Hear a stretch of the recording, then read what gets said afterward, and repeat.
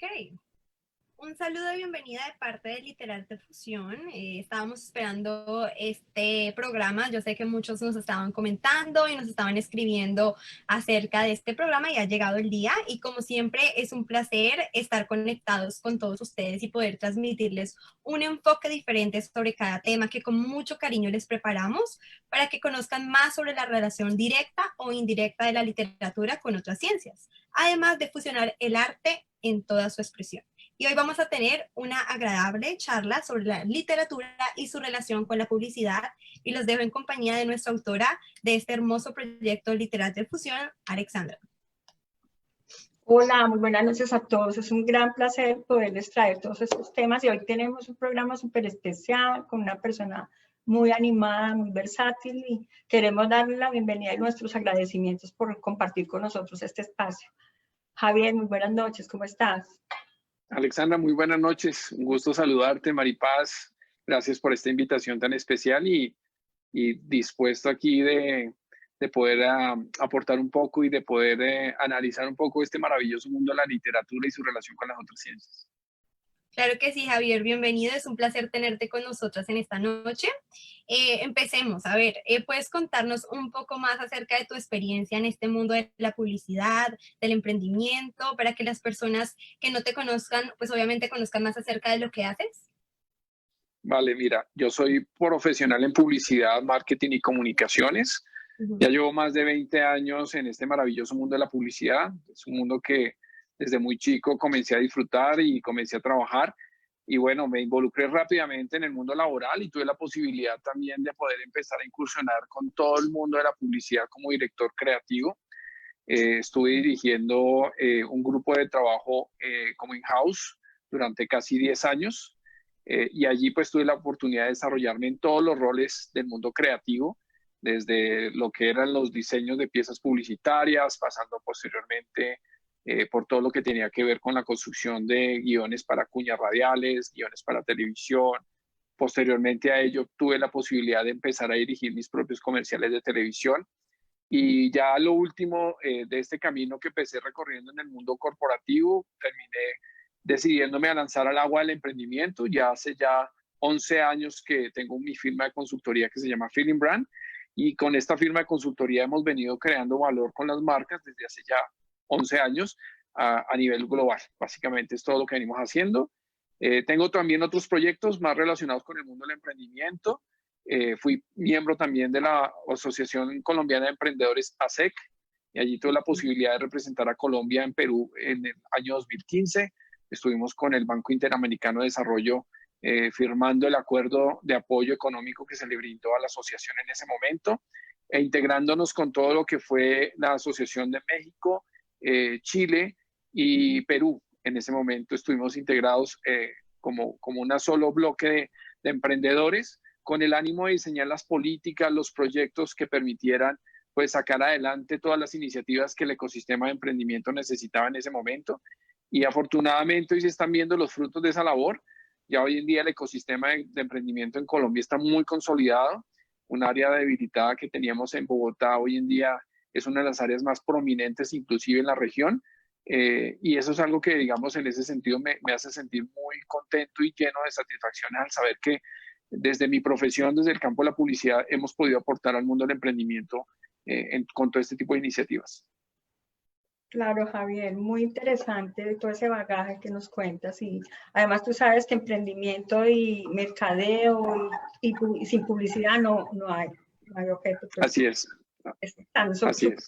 ligados y es como el elemento principal para poder emprender de una manera más positiva y más amplia, ¿cierto?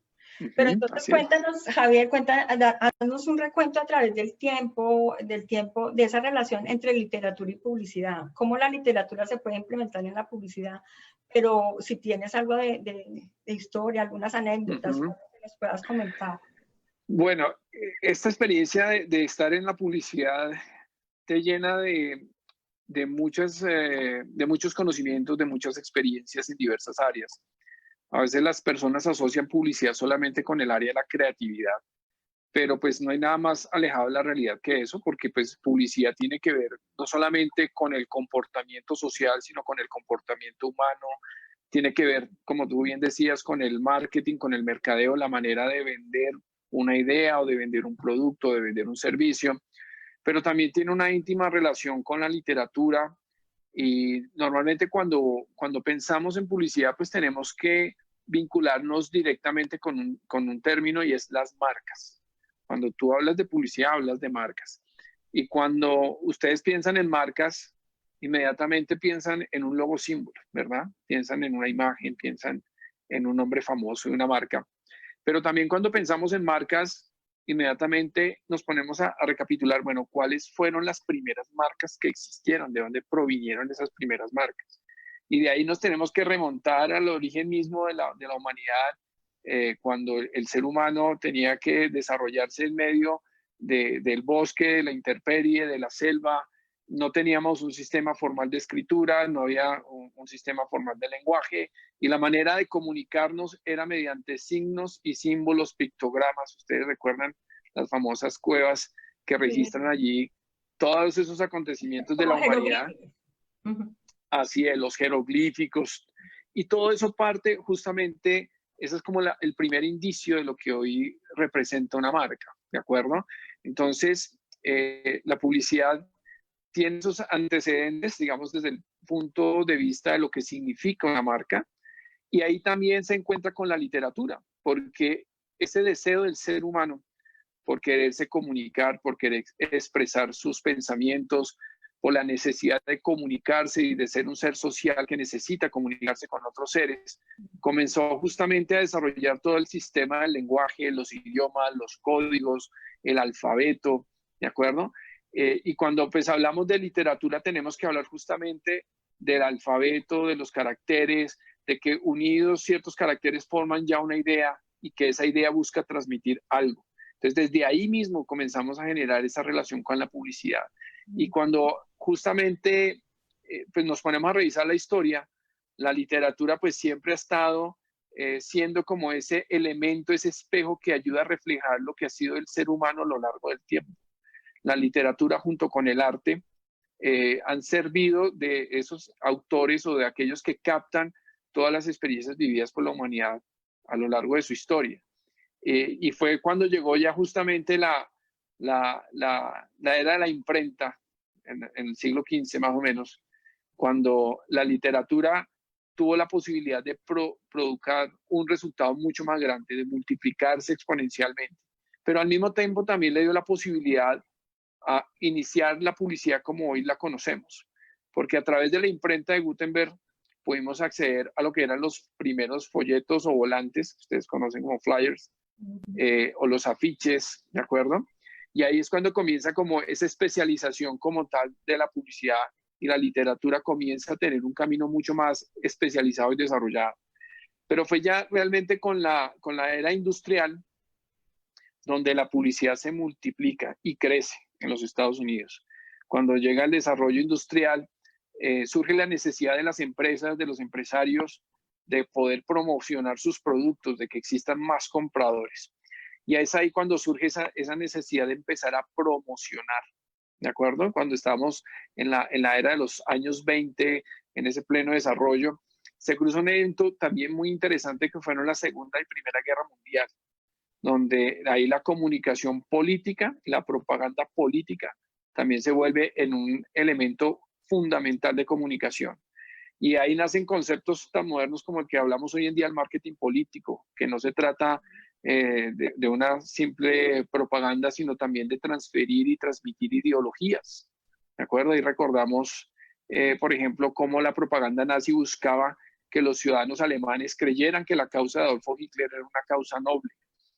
También tenemos un contraste muy interesante en el ámbito publicitario, en el ámbito del discurso, que forma también parte del elemento de la literatura, con Martin Luther King o con John F. Kennedy o con el mismo Barack Obama hace algunos años, donde el discurso parte de la literatura, pero alimentado y apalancado con el poder de la publicidad, que lo que busca es justamente persuadir a las personas a tomar una decisión, a inclinarse por una ideología, por una idea o por un producto o un servicio, donde empezamos a ver esa consolidación de la publicidad como lo que es hoy en día, como un oficio que busca justamente persuadir a las personas a influenciar en sus conductas y moverlas a hacer algo.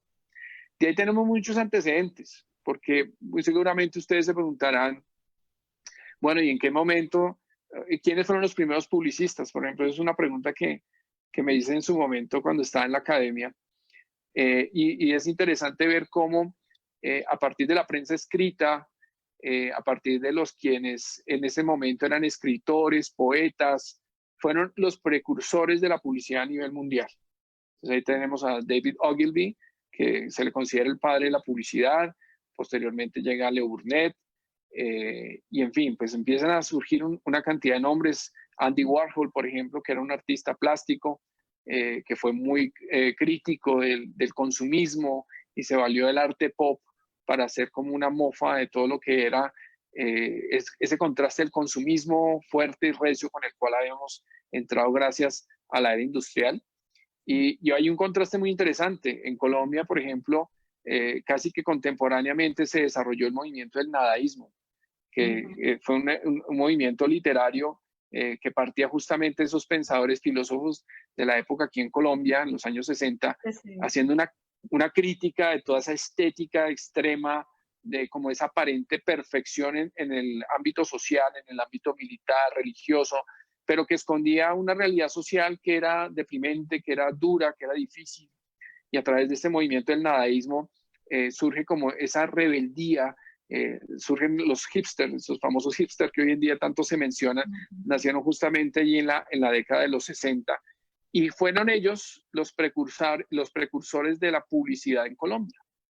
Entonces ahí tenemos a un J. Mario, no recuerdo bien el otro nombre de la persona que fue muy líder en ese proceso, pero bueno, en fin, eran personas que realmente empezaron a partir del periodismo, de la literatura, a generar un movimiento radical de pensamiento en torno a expresar aquello que se piensa y se siente, en función de ayudar a una sociedad que vivía consumida en una apariencia, y fue así como la publicidad comenzó a influenciar también en el marketing político hasta nuestros días.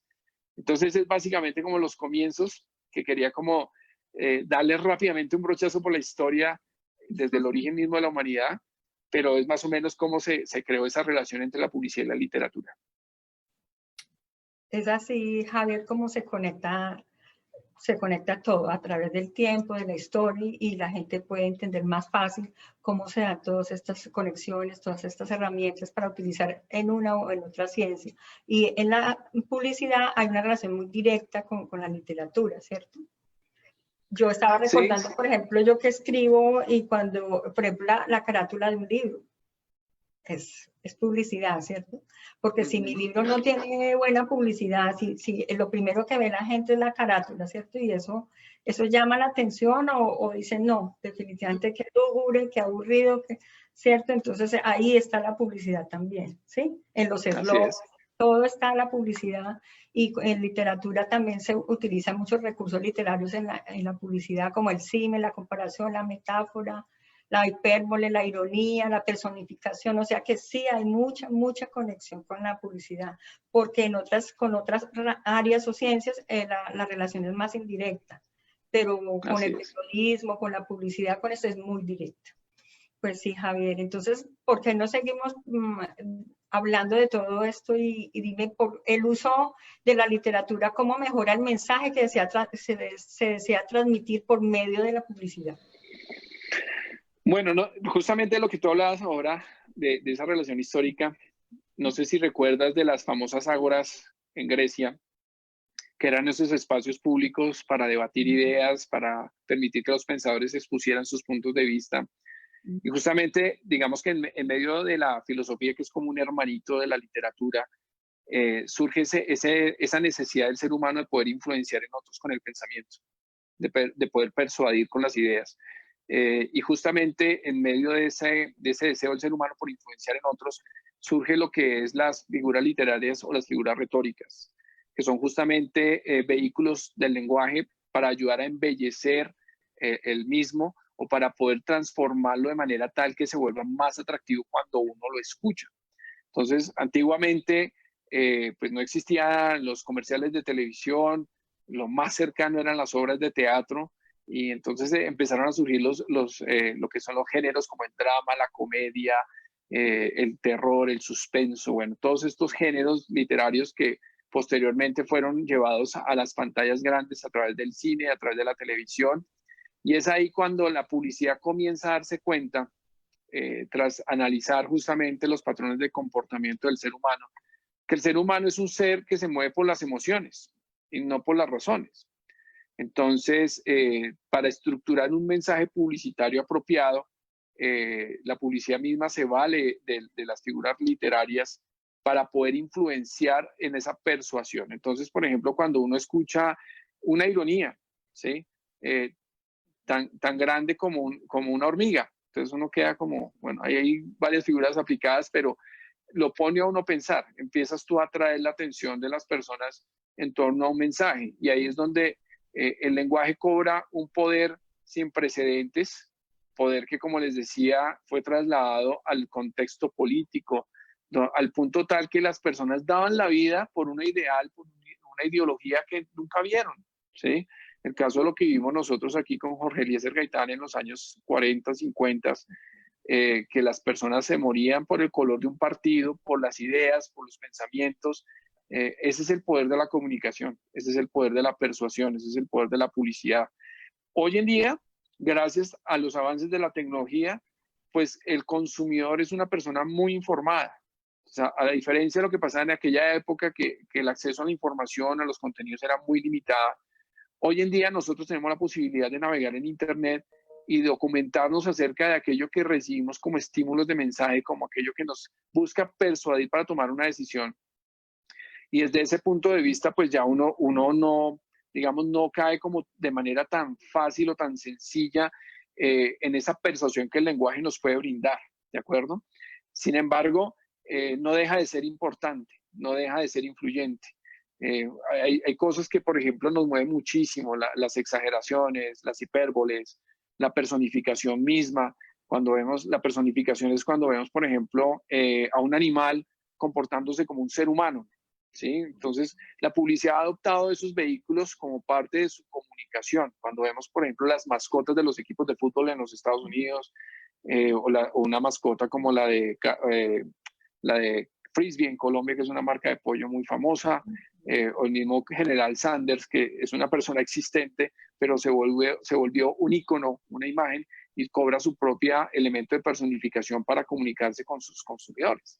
Entonces, hay diversos elementos que nos permiten generar esa relación con la literatura, y nos obliga a nosotros, quienes estamos en el medio de la publicidad, a estar permanentemente empapados, a saber escuchar el comportamiento social, que eso es algo que a veces cuando las personas crean empresa o crean un negocio, no son conscientes de la importancia de conectarse con la sociedad, no son conscientes de que la comunicación comienza por el oír, no por el hablar.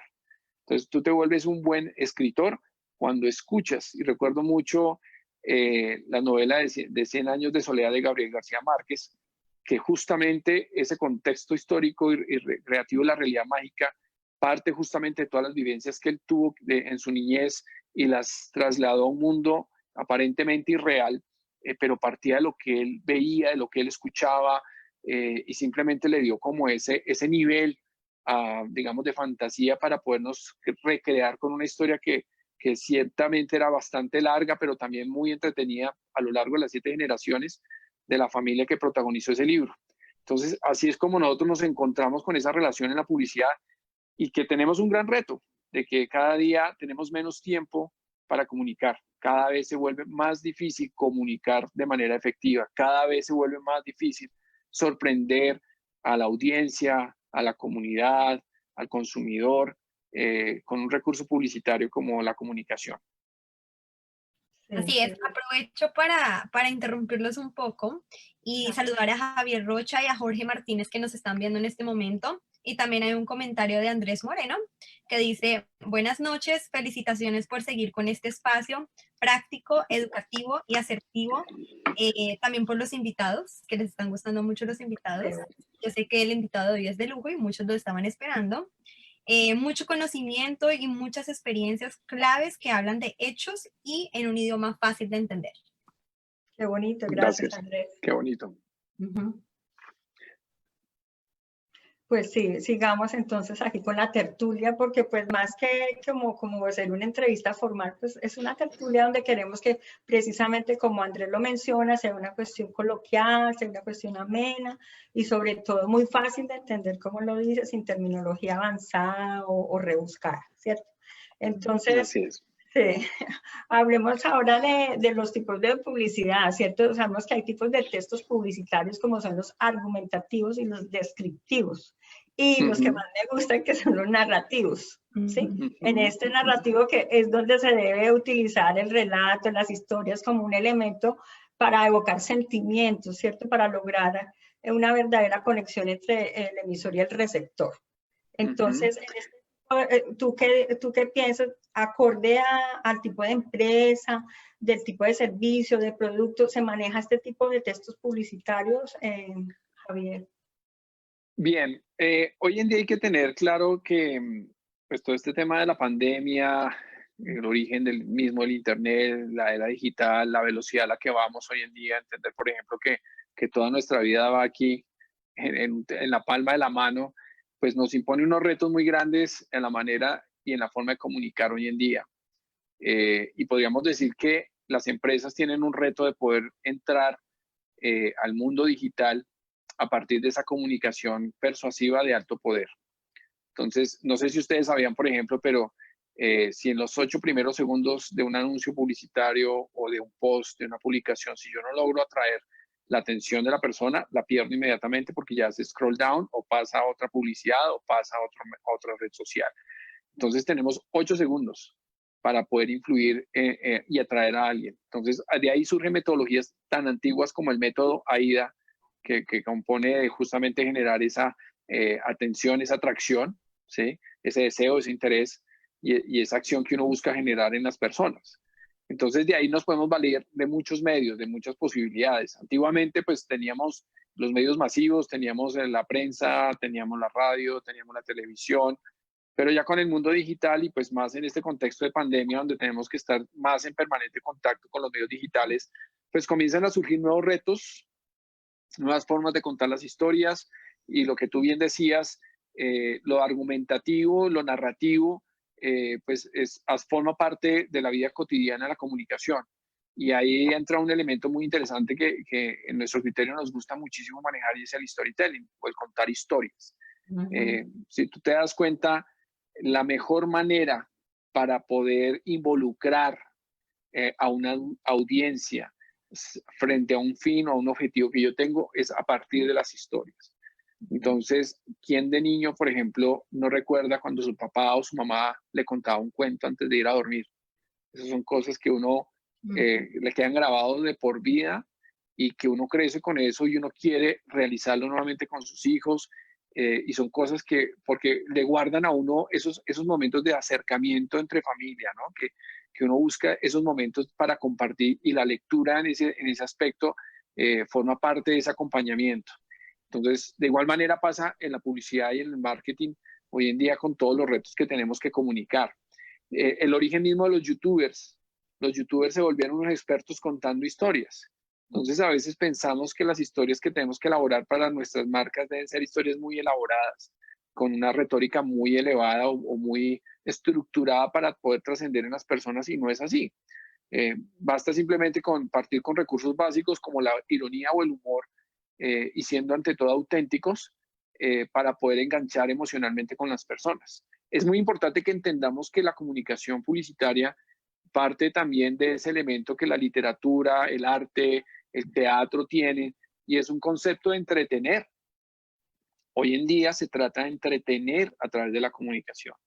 Si pensamos en la publicidad como el mecanismo de venta dura, donde yo muestro un producto, luego pongo los beneficios del producto y finalmente cierro con un precio y lo configuro así el mensaje de manera plana, hoy en día en el contexto digital, ese tipo de comunicación tiende a fallar.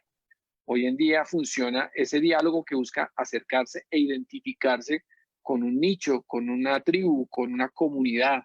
Por eso les decía yo que es tan importante aprender a desarrollar la escucha activa en las redes sociales, en los medios digitales, para uno entender qué es lo que está viendo la gente, qué le duele a la gente, qué le emociona, qué contenidos están consumiendo. Entendamos hoy, por ejemplo, que hoy tenemos un reto muy interesante y es las personas hoy en día están viviendo crisis de depresión, de soledad. Entonces el primer escape es un Netflix. Esa es la competencia número uno hoy en día del marketing digital. Lucha contra el Netflix. Entonces, ¿por qué? Porque las personas hoy en día buscan distraerse de manera alegre, de manera lúdica, de manera que les haga sacar todos estos sentimientos negativos producto de todo este hacinamiento que estamos viviendo a nivel mundial. Entonces, indudablemente el storytelling es un elemento, una herramienta que nos ayuda, digamos, como a enganchar emocionalmente con las personas, con el mercado, llamémoslo de esa forma, pero tiene que hacerse de una manera sincera y honesta. No puede ser un elemento, digamos, como tan elaborado como se hacía anteriormente en la publicidad tradicional de los años 80, donde si comparamos un comercial americano de los años 80 con lo que hoy en día podemos ver de la publicidad, nos damos cuenta que la publicidad busca ser mucho más cercana, mucho más irreverente, trascender del paso o del mero hecho de simplemente generar una venta dura con el propósito de generar una identificación ideológica o de pensamiento con las personas.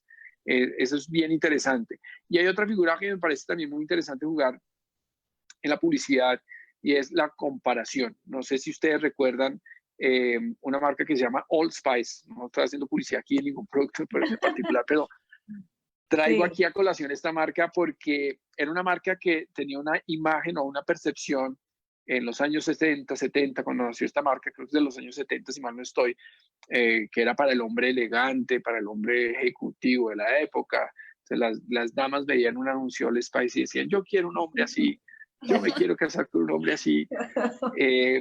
Pero ¿qué pasó? Empezaron a llegar nuevas generaciones. Entonces empezamos a ver cómo a través de la música electrónica en los años 80, la llegada del computador, el desarrollo del Internet, las generaciones comenzaron a pensar diferente y actuar de manera diferente. Entonces, ese tono de comunicación que empleaba, por ejemplo, una marca como Old Spice en los años 70, 80, pues quedaba totalmente fuera de vigencia y eso obligaba a la marca a reinventarse o a actualizar su discurso. Y fue así como empezó a generar, a partir de la rebeldía y el humor, miren que fueron dos elementos que podemos tomar desde la literatura con la comedia trágica o la comedia basada en el humor, donde la marca reinventó su manera de acercarse al público. El producto es exactamente el mismo. Tal vez han sacado nuevas fragancias o unas extensiones de línea, pero el producto en esencia es el mismo que teníamos en los años 70. Cambiaron su envase, pero lo que hicieron fue reinventarse a partir del mensaje mismo. Entonces, el poder que tiene la literatura en la comunicación publicitaria es fundamental. O sea, eso es algo que nunca va a dejar de ser. Por más tecnificados y tecnológicamente sumergidos que estemos, esa relación de la literatura y la publicidad jamás va a desaparecer, porque ante todo tenemos la necesidad de comunicarnos con unos códigos, tenemos la necesidad de atraer, de cautivar, de conquistar. Entonces yo siempre que hablo de publicidad o de comunicación, voy justamente al hecho de cuando uno quiere persuadir a alguien para que sea su compañero permanente o su enamorada caiga a sus pies. Entonces es un elemento donde yo tengo que conocer lo que le gusta, lo que no le gusta, cómo quiere que le digan, cómo quiere que le hablen, para poder dirigirse a esa persona. Y no empezar como un monólogo hablando de uno mismo. Yo pienso que las marcas cometen en muchos casos ese error y es hablando de sí mismas todo el tiempo. Yo soy, yo hago, yo he hecho durante 25 años, hemos sido una empresa responsable, ¿sí? Somos la empresa más grande. Y bueno, esos discursos hoy en día en la publicidad, la gente los rechaza de manera inmediata. No hay nada mejor que, no sé si ustedes recuerdan, hay una publicidad en Colombia que me llama mucho la atención y es muy efectiva, de una marca que se llama Doloran. No sé si ustedes se acuerdan de Doloran. No. Para los dolores, ¿sí?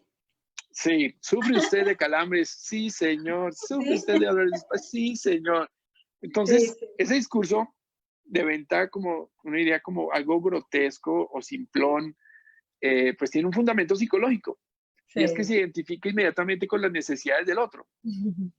Y si ustedes revisan lo que son las televentas, hoy en día, por ejemplo, en Estados Unidos, aquí en Colombia también se ve mucho, cuando uno enciende la televisión entre semana, toda la publicidad de la mañana son televentas.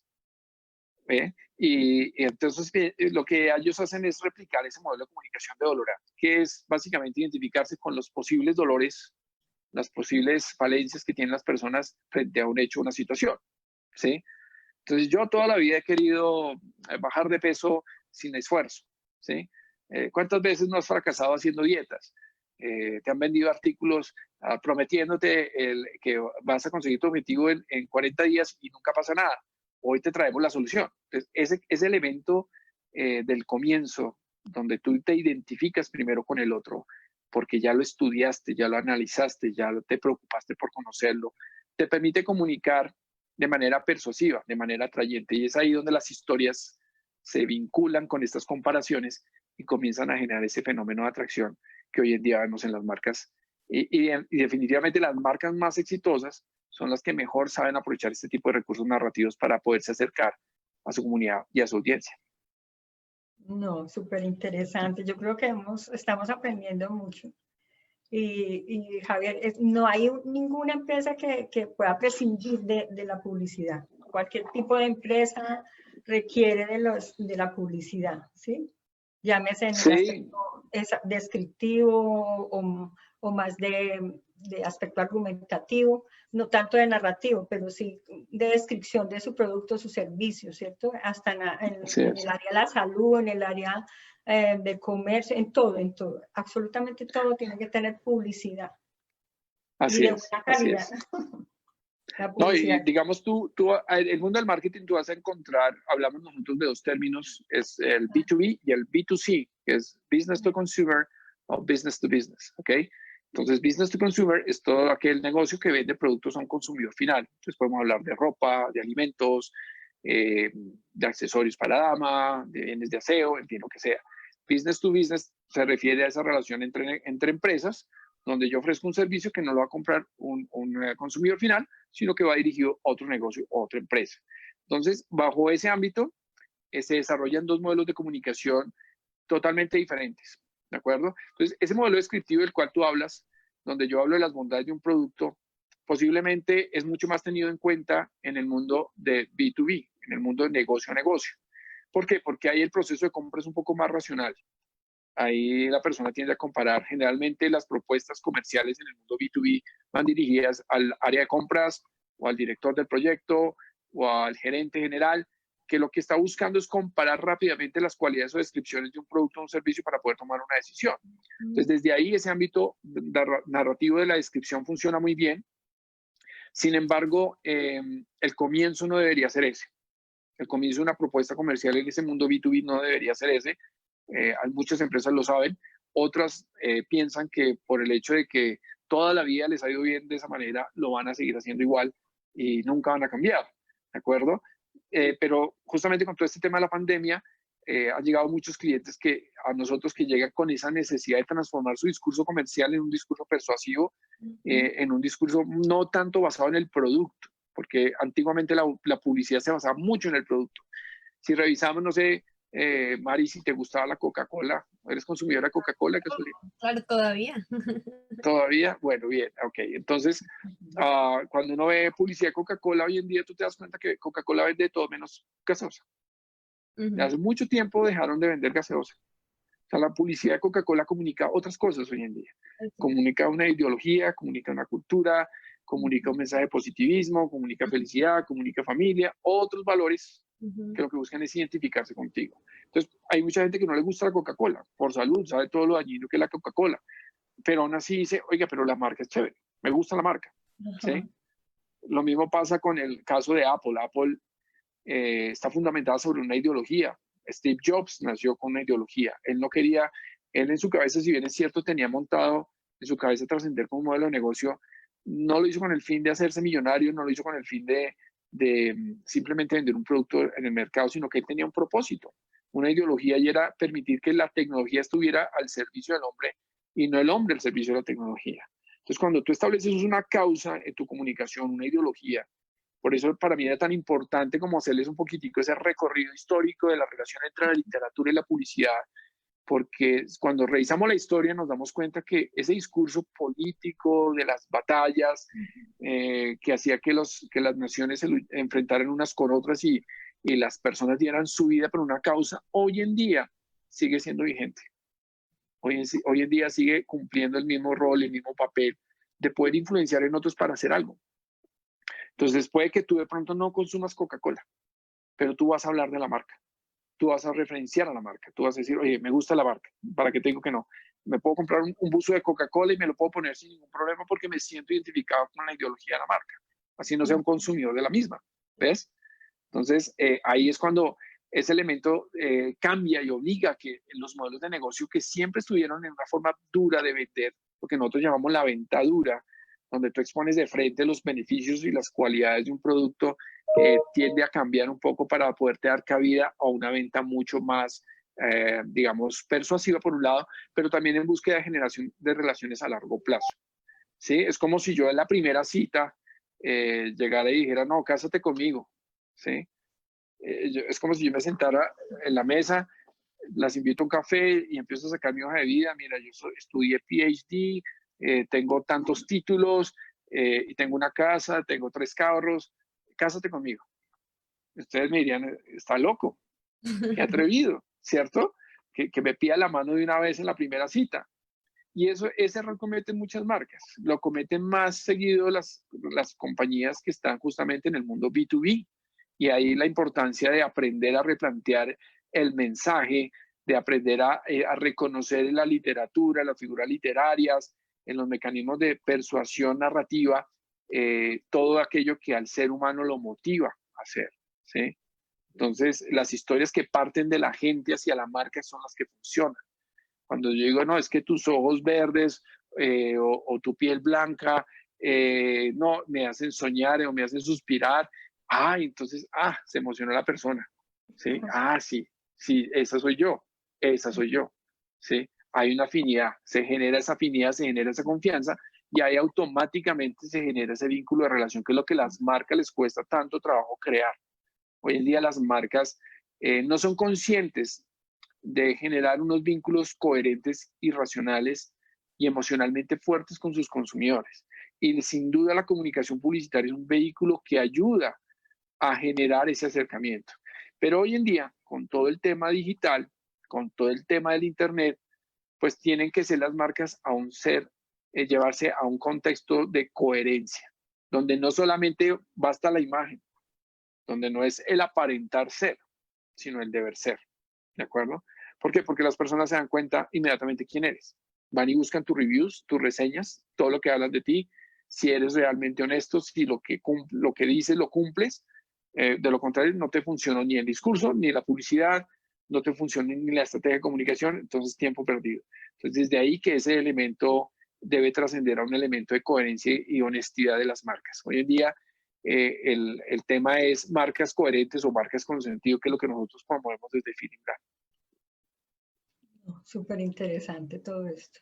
Pero Javier, yo estaba aquí elucubrando y pensando mucho en los negocios, en los pequeños negocios que hasta ahora empiezan y que son creados por una persona nomás, o sea, son muy pequeños y quieren innovar, llamar la atención, pero estas personas no piensan a veces en ese recurso publicitario.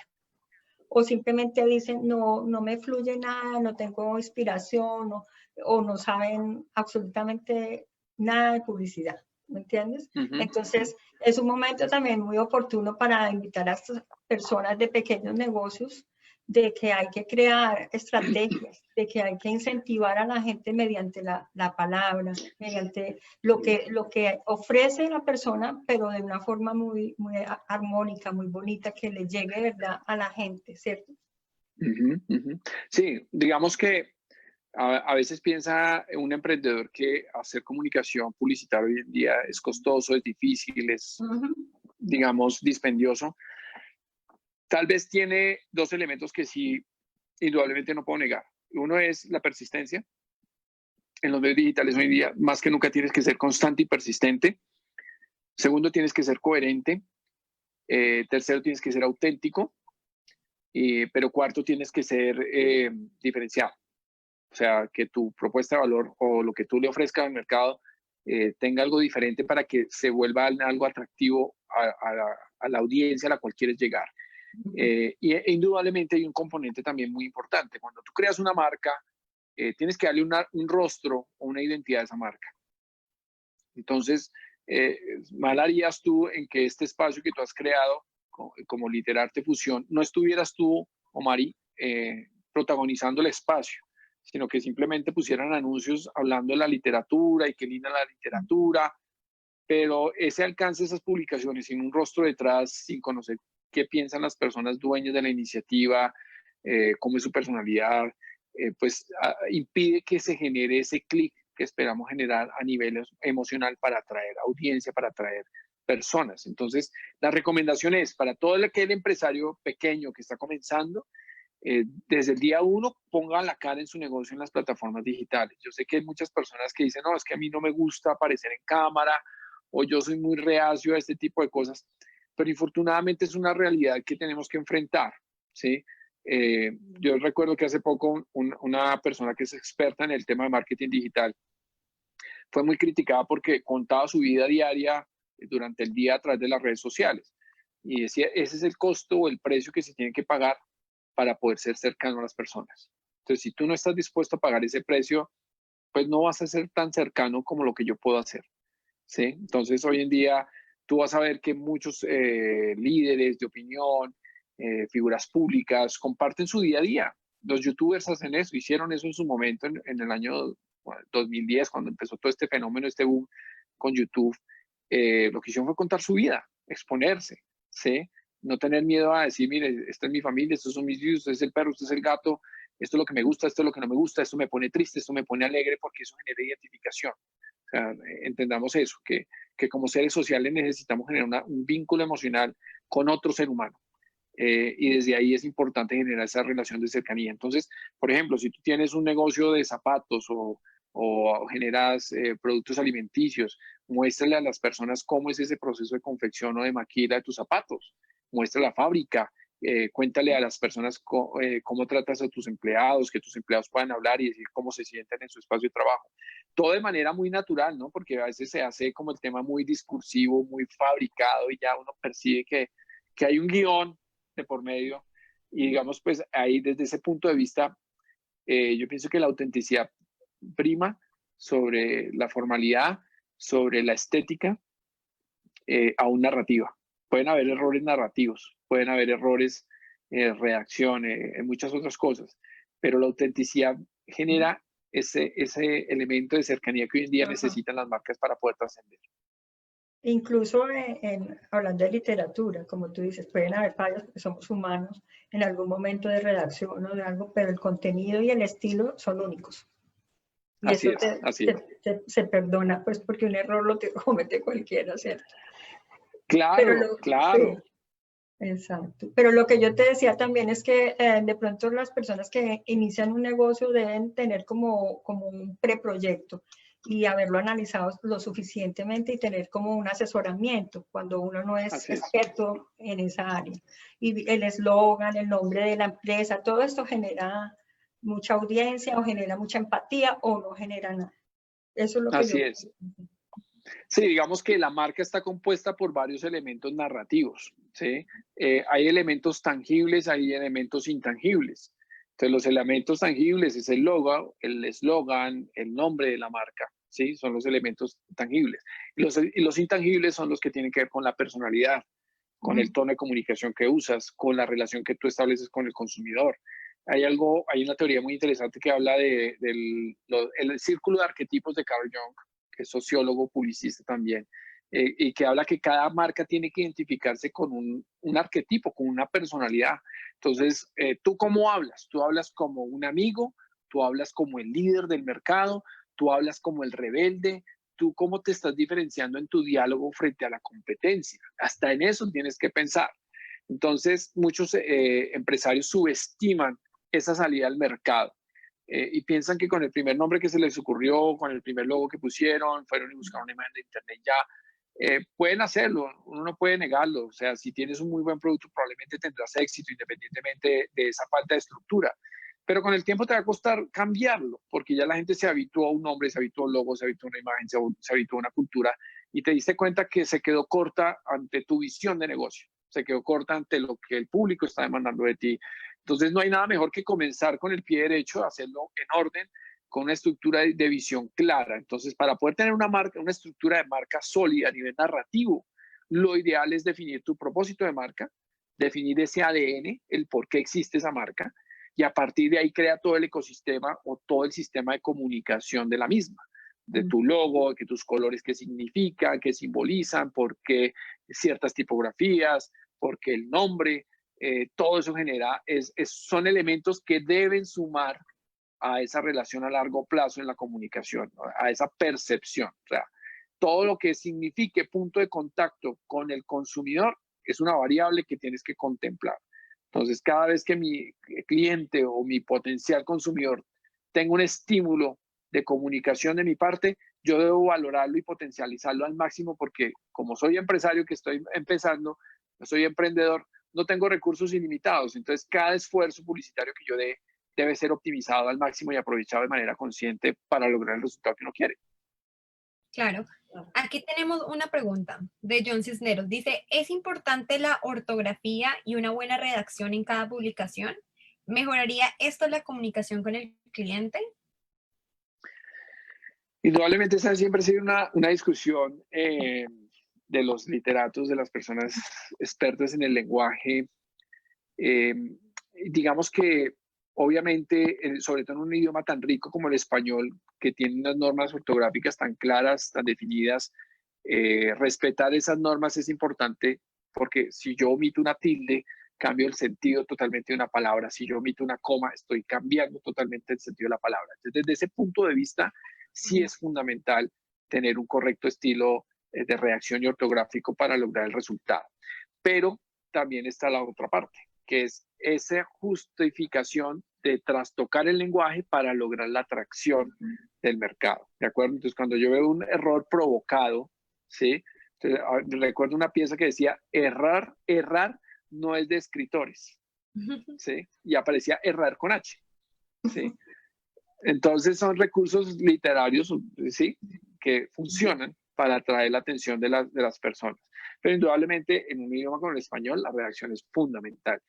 Se pueden cometer y se han cometido errores muy grandes a nivel publicitario por omitir esa norma.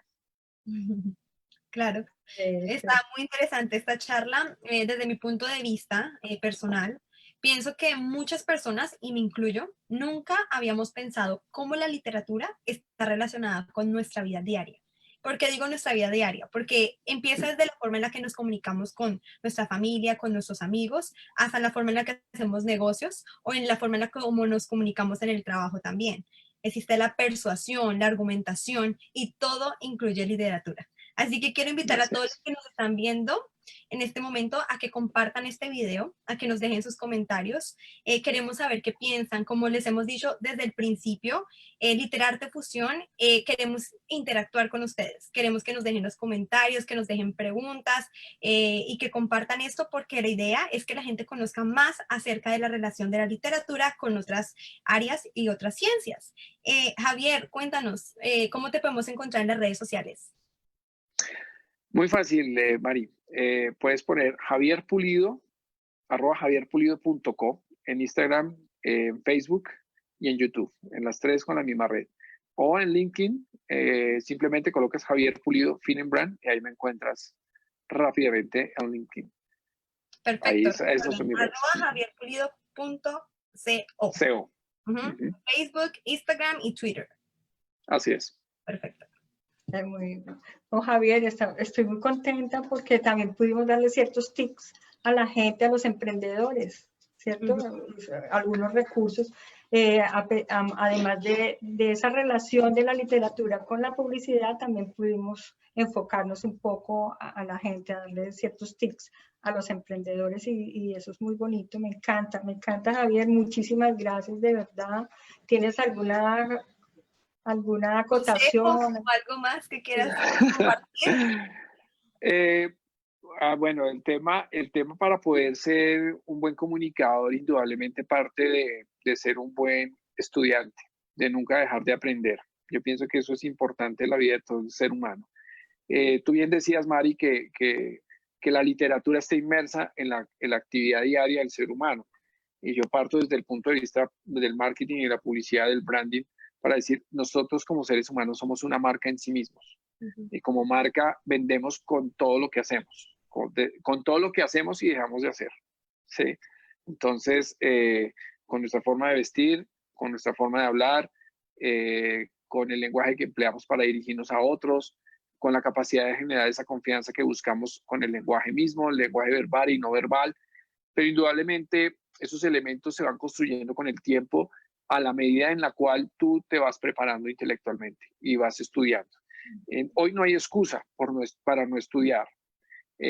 Digamos que antiguamente nos hacían pensar o creer que la única manera era a través del sistema educativo tradicional, pero hoy en día existen gracias a Internet y lo estamos comprobando a través de esta pandemia que estamos viviendo, que el conocimiento ya está.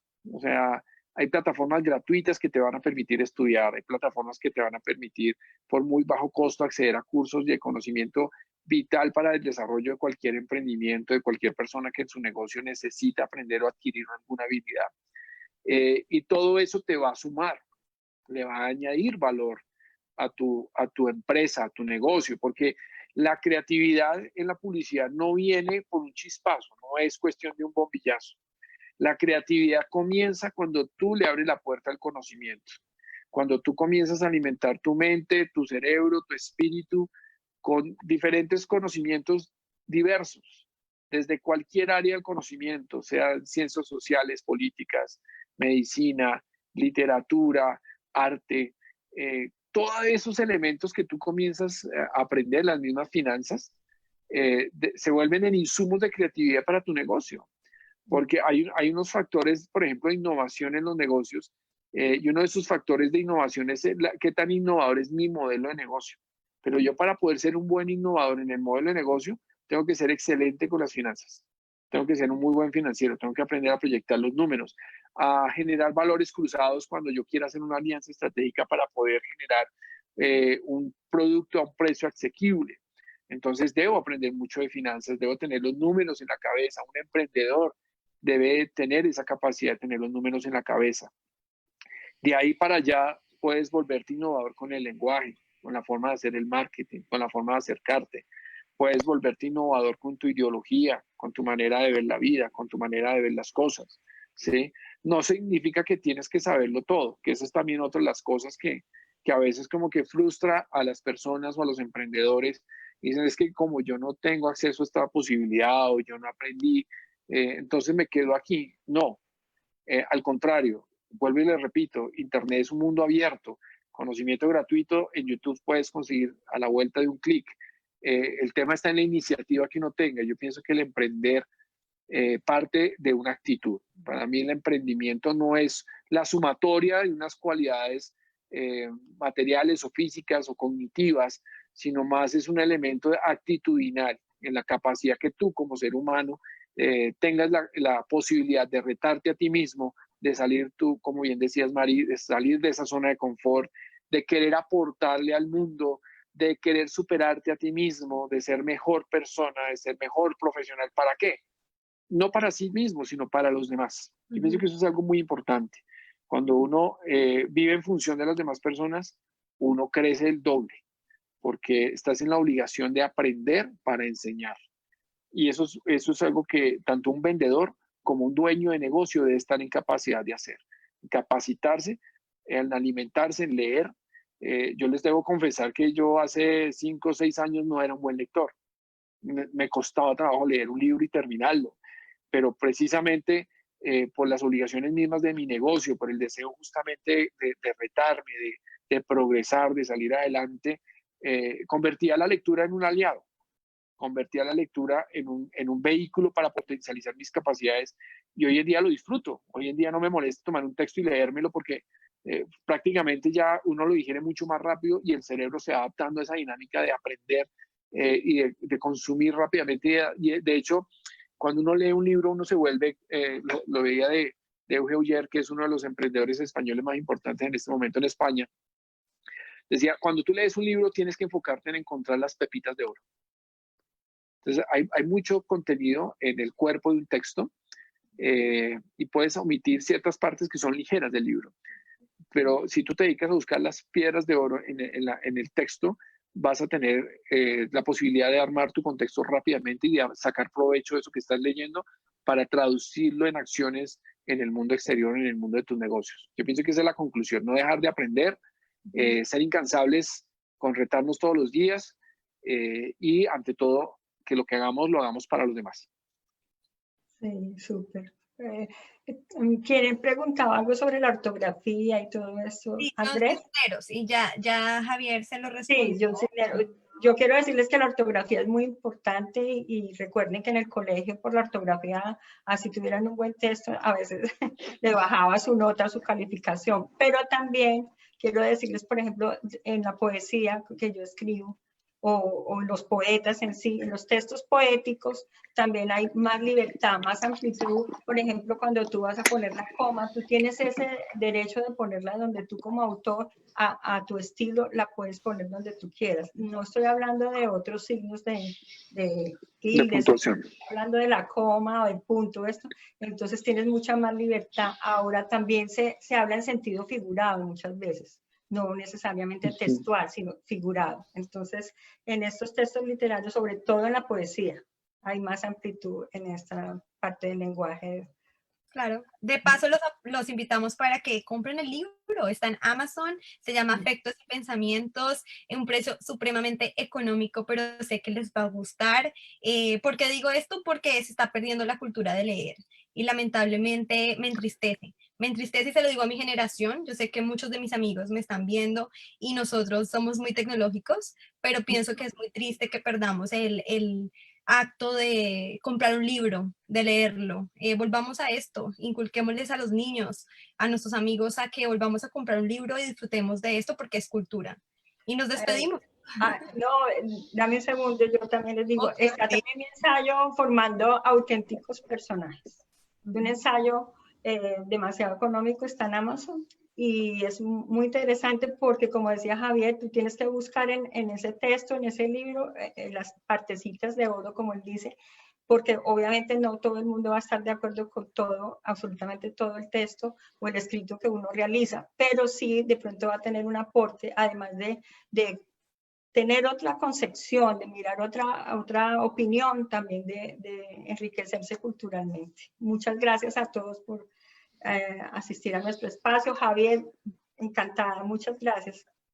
A ti, Alexandra, gracias por esa invitación y pues espero poder volver en algún día a este espacio tan maravilloso. Con todos estos ejercicios que hemos tenido oportunidad de ver a través de lo que ustedes han venido haciendo en este espacio, se dan cuenta que es necesario seguir expandiendo ese deseo de aprender, de conocer, de comprender otras ciencias. A ti, Mari, gracias por la invitación y seguro aquí estaré acompañándolos otro día. Claro, nosotros encantadas. Muchas gracias a todos. Bye.